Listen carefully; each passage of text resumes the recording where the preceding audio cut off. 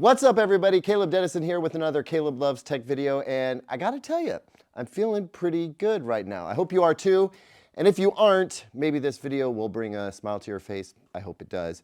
I just got back from my daughter's basketball game, and I'm feeling pretty pumped. Y'all, I gotta tell you, I'm so proud of her, and not just because I'm her dad, and I'm supposed to be proud of her. She is objectively an exceptional human, and I'm just a lucky dad.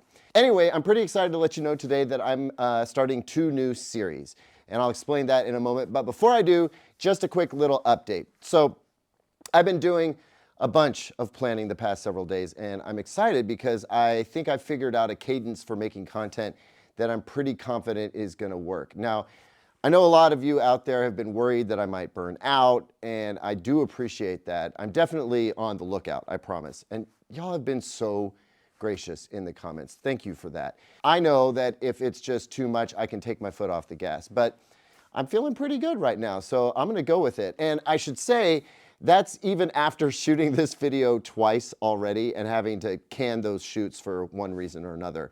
But, you know, like third time's the charm, right? I do have to say though, it is way busier than normal right now. Typically, this is the time in the tech product cycle where we don't see new TVs coming in. So normally we spend time catching up on helpful guides or other products that are, you know, otherwise hard to get to because the TVs are coming in all the time. But this year is different. And I'll explain more about that over at the Digital Trends channel. But I gotta say, those of you out there who are really into TV reviews, you are in for a ride in 2024. I'm stoked. This is gonna be such a good year, but it's also going to be an insanely busy year, like probably the busiest I've ever been. Anyway, here's the plan for the content over the next few weeks. I'm gonna do a series of stories about how I came up in tech, and another series about how I came up in music. The thing is, I'm constantly telling people crazy anecdotes from my crazy past because it really has been an extraordinary ride so far. So I figured, why not bundle that up into a story series? Now, my tech story is gonna start from, from when I was 4 years old, and then it's gonna go right through my childhood and up through today. And the idea is to give you some insight into how I approach tech and tech reviews, why I approach things the way that I do, and what happened in my past that kind of helps me do the work that I do today. And I'm gonna do the same thing around music, both how I got to where I am from a musician's perspective, but also how I got to where I am today in terms of just my love of music and my love of listening to music. There are some very interesting stories there. Many of them from my cruise ship days. And my hope is that that's gonna lead me into taking you along on gigs, doing travel vlogs, and seeing some of the crazy things that I get to see at all the weddings and special events that I play at. I think that in particular is gonna be pretty fun. So with all of that said, let's just start into the tech story series. This will be like a prologue, right? And to do that, I know it sounds cliche, and that's because it is, but we have to go back to the beginning, or at least as far back as I can remember. So some of you may not know, but I was born and raised, at least for a short time, in Alabama. We did make a quick move to South Carolina, but for me, it's just like pre-Texas days. I'm the eldest of 3 kids, and we didn't have a lot of money in those early years, but I mean, I never knew it back then. I had everything I needed, and I was always comfortable. And that's thanks to my hardworking parents who somehow had their heads on straight in the late 70s when, like, most people just didn't. Anyway, my very first interaction with tech that I can remember anyway is with our little 13-inch black and white TV. I remember it looking something like this, but without the denim. Let's hold on for a second here. What is with this denim wrap on this TV? Y'all see this? What even is this?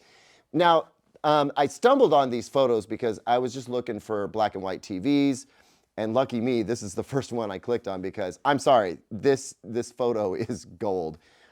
This denim, you guys.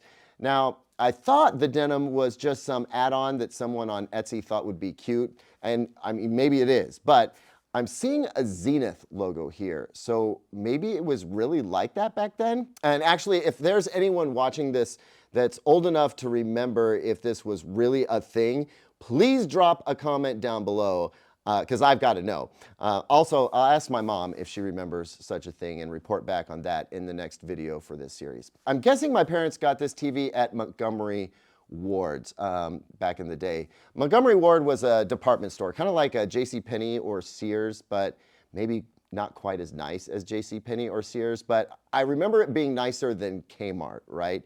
Y'all out there who don't remember Kmart or the Blue Light Special, well, I was gonna say I feel sorry for you, but no. I mean, why? Really? I mean, it was kind of a disappointing shopping experience, followed up by the smell of popcorn and a big, like, icy sign, none of which you could have because your parents were trying to save money, not blow it all on overpriced snacks. But back to the TV.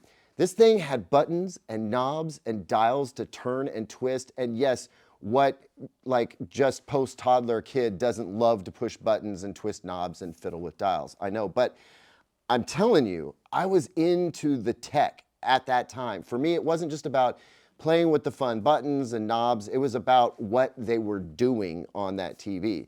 Now, keep in mind, I'm like 4. I loved nothing more than to watch Sesame Street and Mr. Rogers. And then eventually I got into the Brady Bunch. I'm pretty young at this point. But I loved dialing in the UHF stations especially.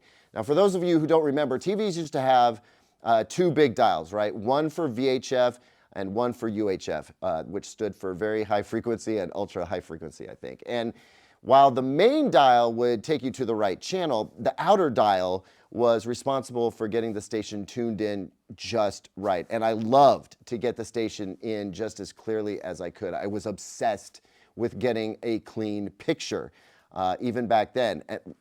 And back then, you had to work for it if you wanted a clean picture, and there was no guarantee you were going to get it because it was all about like your reception on the antennas. Now, part of the tuning was adjusting the rabbit ear antennas, and that was for the VHF stations. The UHF part of the antenna was just this metal loop. I'll try and put a photo in for those who don't know. Anyway, I wasn't allowed to mess with those, I don't think, not until later in life. But when I did, I started experimenting with maximizing the incoming signal with MacGyver levels of ingenuity and some speaker wire and some foil. But I digress. The main thing was tuning in the signal, and I loved it. I also like to play with the brightness and the contrast dials. I was always fascinated at what they did. I could get the picture to totally white out where all the people looked like ghosts, or darken it where you could barely see what was happening, and then I would try to strike this perfect balance between the brightness and the contrast until it was just right. Guys, I'm not making this up. That is what I actually did. That inner desire to tweak things so that they were their best resided in me in those early days, especially around picture quality and even audio quality. It started back then too. There is no doubt that this kind of set the stage for all the technology that I would interact with later. There was also a cool little record player, this interesting little system my dad got that was like, it was like an old receiver with a turntable built in on top of it, and it came with a couple of little speakers. I loved that thing, and it totally transformed the way I looked at tech at a very young age as well. But you know what? I think I'm gonna save that story, the story behind my audio obsession, for the beginning of the next episode. Next episode will be like the 7 tech gadgets that defined my youth. And yeah, a Walkman is in there, but it's the nutty stuff that I did with it that I think you'll have fun hearing about. But today, I just wanted to give you a taste for what I'm gonna do over the course of the next few episodes. I'm wondering, would you do me a solid and let me know what you think of where this is going so far? Let me know down in the comments. And while you're down there, I'd appreciate it if you slap this video with a like. Subscribe if you haven't already. I can't wait to see you on the next video. And until then, peace.